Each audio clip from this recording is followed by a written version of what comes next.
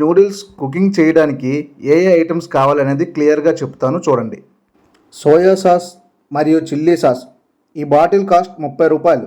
మరియు మనకు కావాల్సిన కారం కానీ, సాల్ట్ కానీ, మసాలా కానీ, పెప్పర్ కానీ, ఆయిల్ కానీ ఇలా సపరేట్గా చిన్న చిన్న గిన్నెల్లో పెట్టుకొని ఉంచుకుంటే మనం కుక్ చేస్తున్నప్పుడు అన్నీ వెంటనే నూడిల్స్లో వేయవచ్చు.